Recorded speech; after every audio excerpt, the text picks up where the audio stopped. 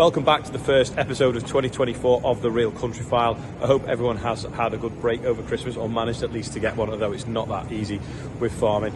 This week's episode is sponsored by Morris Caulfield, but really because they're looking for an employee. So they're looking for some sales staff for the Chester depot, selling Class, Teagle, Bunnings, I think, loads of different kinds of machinery, Lemkin. And it's going to be based from Chester, so someone Welsh speaking would be ideal. If you fancy that job, Darren's email address is below. Get in touch with Darren Dupper about that job. Anyway, moving on. This week, Angela is at the straw auction, looking at the price of straw. Hopefully, well, it is going up, but big shortage at the moment because it was so difficult to bale it last year because the weather was so terrible.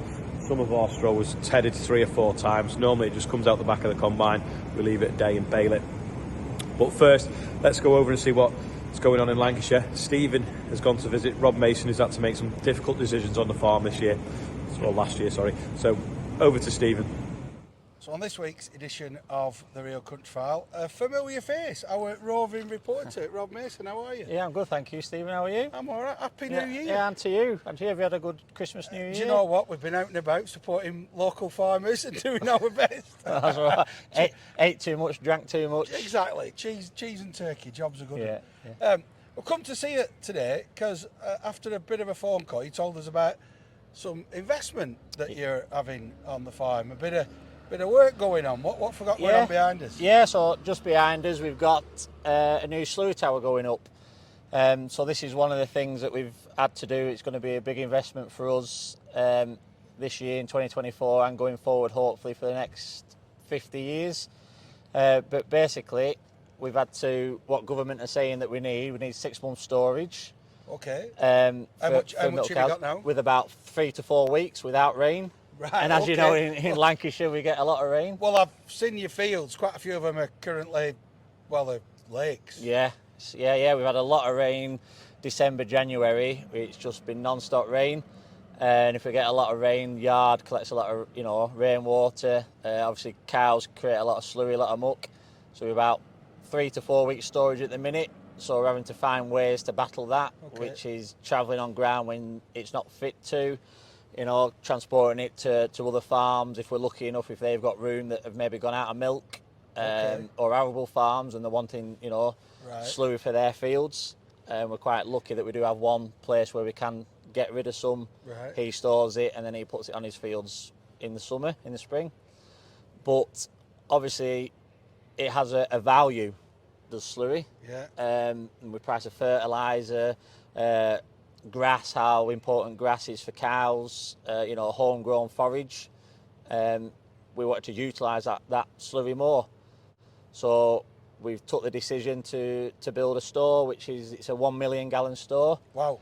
And that will give us 5 to 6 months storage over the winter. So that looks like a fairly sizable cash investment. How much are we talking about? Yeah, it's a serious cash investment. So we've worked very close with Oxford Bank, who have been fantastic. And it's, by the time it's done, it'll be somewhere in the region of £200,000 to £220,000.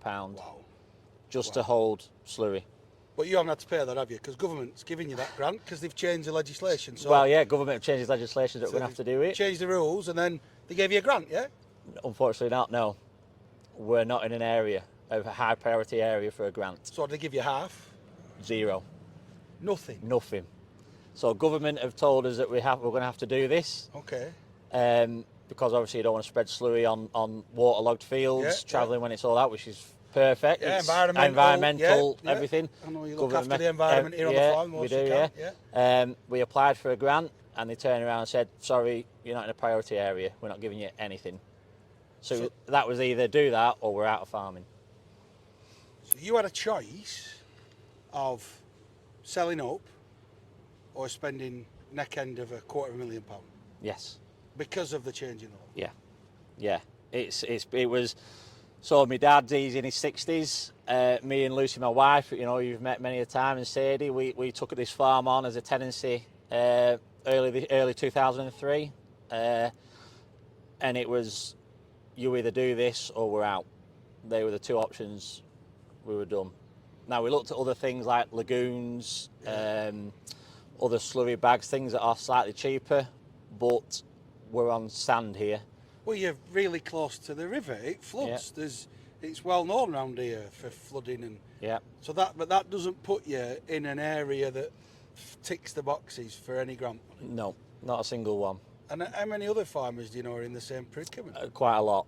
Right. Yes, there's numerous. When we were looking at towers, looking at the options, there were numerous farmers locally and further afield that are in the same boat.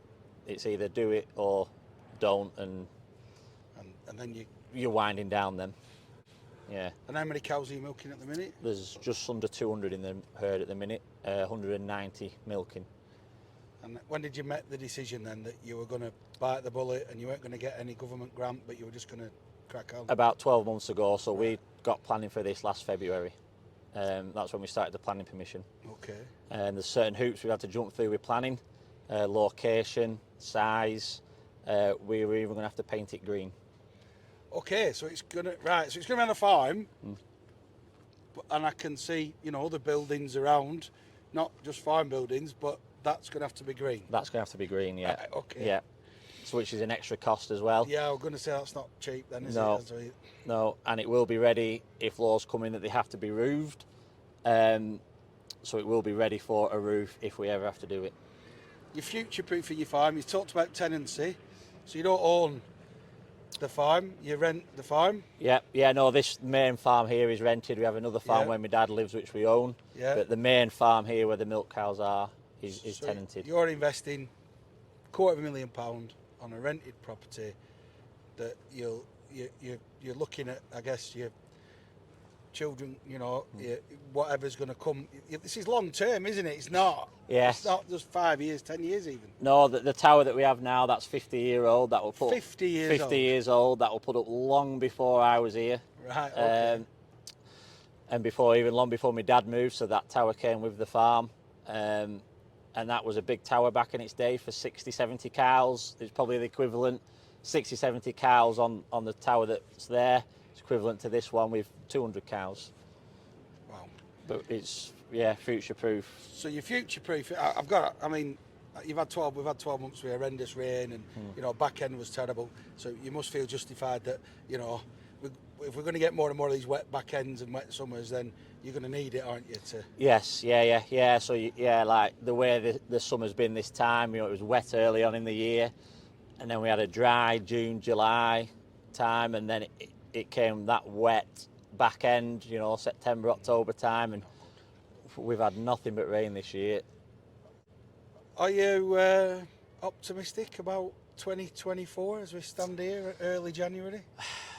At the minute, it's hard to when you see the fields, how wet they are, flooded they are, that the sheep have come in now for lambing probably 2 weeks earlier than I'd like, just because they were belly deep in mud. Right. This investment here is a bit of a, clincher, and I just want to get it up and get it sorted. and it all depends on the spring really. If we have, with silage is going down quick, right. Because cattle came in a bit earlier. It's not looking at the minute. You can't see an early spring with the weather, but on the hindsight, I always like to be positive. Yep. And there's things with moving, like BPS is stopping. There's other aspects that are changing. But on the milk side, there is talk of that price holding strong, because we had quite a lot of cuts early last year. Yeah. But they are talking it going the other way and holding strong for the future. Can you make a do with your current price per litre? Yeah, we can, right. if we tick the boxes. If you tick the boxes. So we're free range. Yeah. Cows go out. We get bonuses. Went grounds. For 150 days a year, the cows go out and graze. If we hit the targets that were set by the dairy, and we hit with bonuses every month, which is not just an overnight thing. That's years of breeding. Diets, we work very closely with Massey Feeds, how you feed the cows.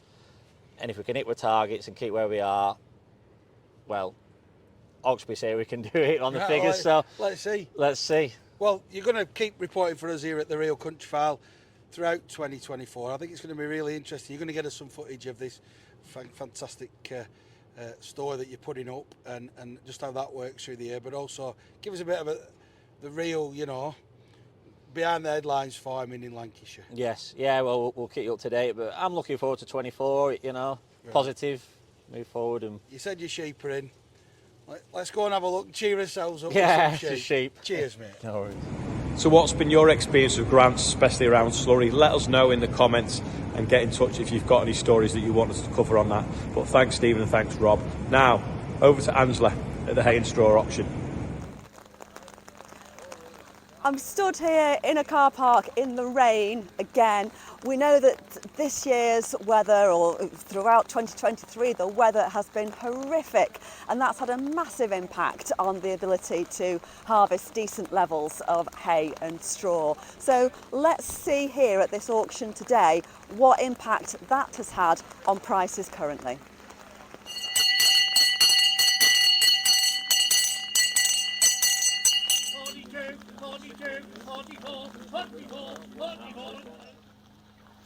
So I'm here now with Andrew, who's brought this load in this morning.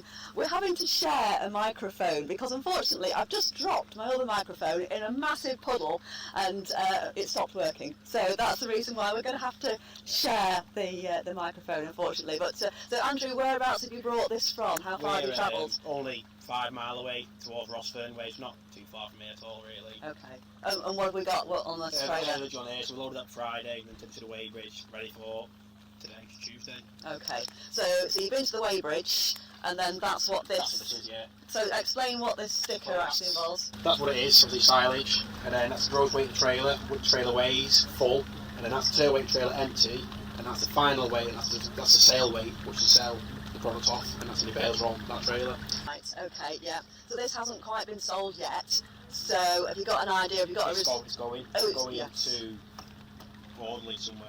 Oh, it has been sold, right. 3 miles on the same place, so I'll just tag along with everyone else. I see, right. And what price has it gone for? I can't remember. It weren't very good, it was very low. It's like touching £30 a tonne. It's really poor, really. Because last week it was a lot better, wasn't it? Yeah, everything was. Why the difference in It's such just short depends on the space market of and the time? quality of the haylage. It just all depends on the quality, and obviously it's quite a heavy weight that, so people think, it's quite wet, that stuff.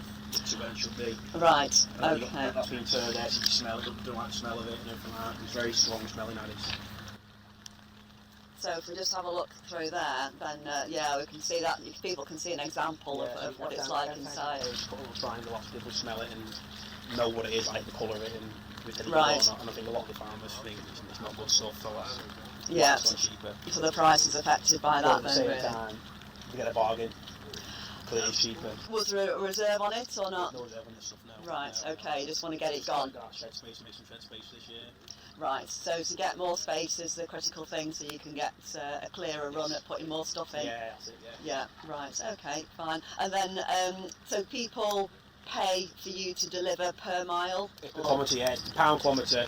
Like people put reserves here, like how far they want to go. We'll go anywhere. We're not fussed. If it does an all-day thing, it's an all-day thing. We don't mind. Okay, yeah, but the buyer pays £1 per kilometre for you to deliver. Yeah. Right, okay, fine. Oh, well, let's hope you get a fairly clear run and you're back home to dry off in the not too distant future. Yeah, right, okay, thanks for speaking to us. No problem. Okay.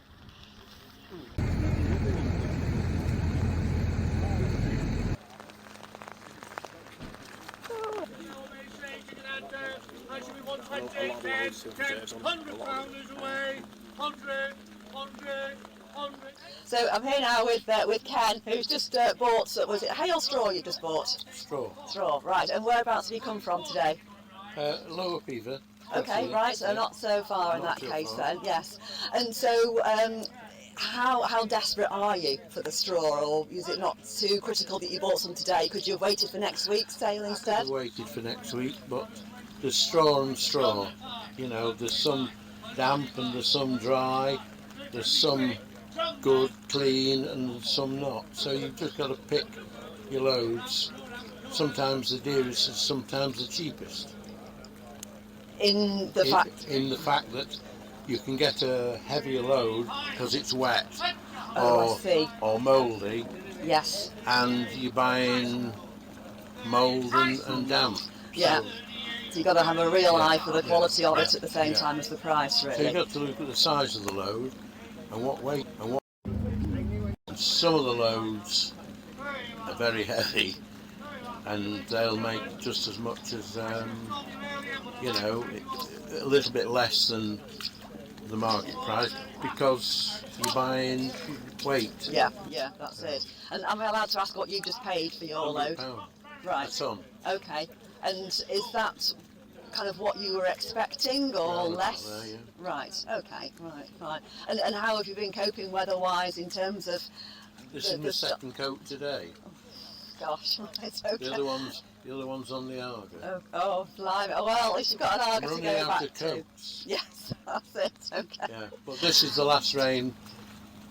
This is the last rain. Apparently, there's a dry spell coming up. Okay, fortnight. right, fine. And so once you've got through this load of that you've just bought, Yeah. will you have to come back in another couple of weeks? I'll come and have a and look next week. Right. So how long is this going to last you? It'll last over a week, but you just make hay while the sun shines. Okay, you know. right. If you've got if the quality straw's in, Then you just go for it. One, you don't go silly, but because there's plenty of straw about. Okay, right. So it's just getting it at the right price. It's getting Right. the quality at the right price. Yeah. Okay, right. Oh well. Well, thanks very much for having a Quite quick right. chat with us, and hopefully it'll be good quality when you unload it when you get back home. Yeah. Well, it does help when you know who you're buying it off. and where Oh, I it's come see. from. The provenance is Yeah. important. Yeah. Yeah, that's it. Oh well, you haven't got far to take it anyway Yeah. now. Have a good day. All right, thanks, Ken. Yeah, All right, cheers. bye.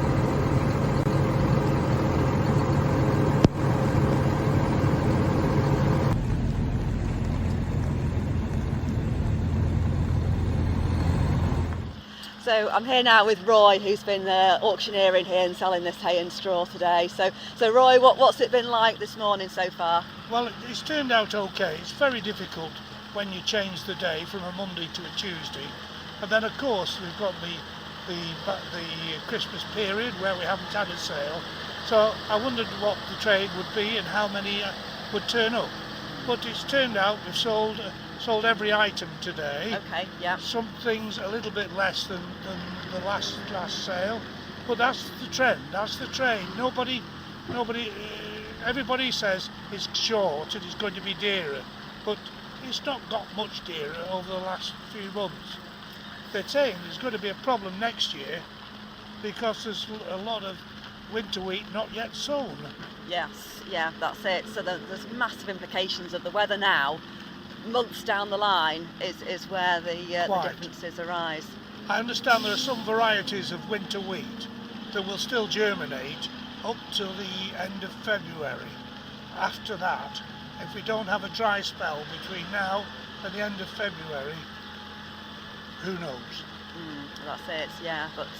But hopefully we'll still get the lots coming in and the buyers over the next few weeks, and you'll keep selling as long as they keep coming. Well, I'll keep doing, that's right. Yeah. Keep going, that's the auctioneer's motto. Keep going. That's a Okay. good motto for all of us. Keep going. Right.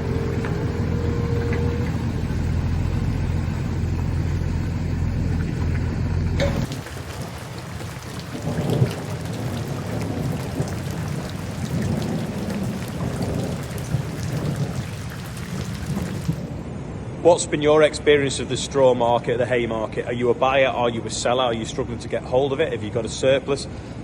Is it undervalued? I personally think it is for the work that went into baling it, harvesting it, storing it, and then obviously shifting it around. Let us know in the comments or get in touch if you want us to cover that as well. Hope you've enjoyed this week's episode. Don't forget, this job is available with Maurice Caulfield, so if you want to find out more details, pause it now and read that. And thanks to them for sponsoring this episode. Anyway, that is about all for this week's Real Country File. We'll see you next time.